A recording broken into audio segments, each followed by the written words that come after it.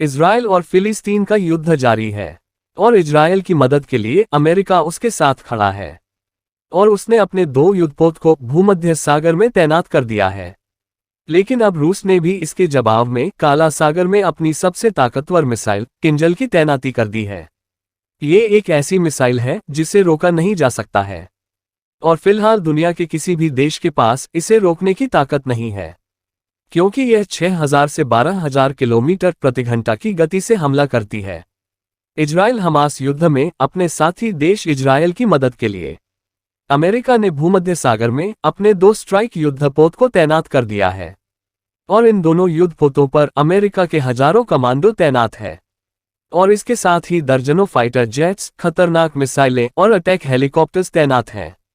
ये दोनों strike group चुटकियों में किसी भी देश की हालत खराब कर सकते हैं और इसीलिए अमेरिका की इस मौजूदगी से रूस को परेशानी हो रही है और रूस ने इसके जवाब में ही काला सागर में अपनी घातक किंजल मिसाइल की तैनाती कर दी है। इस मिसाइल का इस्तेमाल रूस ने यूक्रेन युद्ध के समय भी लवीव शहर पर किया था। साथ ही रूस ने दावा किया था कि जितने भी नेटो देश हैं, किसी के पास भी किंजल मिसाइल को रोकने की ताकत या तकनीक नहीं है और यह मिसाइल दुनिया के किसी भी एयर डिफेंस सिस्टम को चकमा दे सकती है और यह आसानी से दिशा और गति भी बदल सकती है। ये बहुत ही ज्यादा सटीक, मारक और घातक है और यह बैलिस्टिक मिसाइल की श्रेणी में आती है। आमतौर पर इसे जमीन और पानी में छिपे हुए टारगेट पर दागा जाता है और इसकी अधिकतम रेंज 2000 किलोमीटर है, जबकि काला सागर से भूमध्य सागर की दूरी मात्र 1700 किलोमीटर है। किंजल हाइपरसोनिक मिसाइल में 480 किलोग्राम वजन का परमाणु हथियार लगा सकते हैं और इसे डैगर भी बुलाया जाता है, जिसका मतलब खंजर है।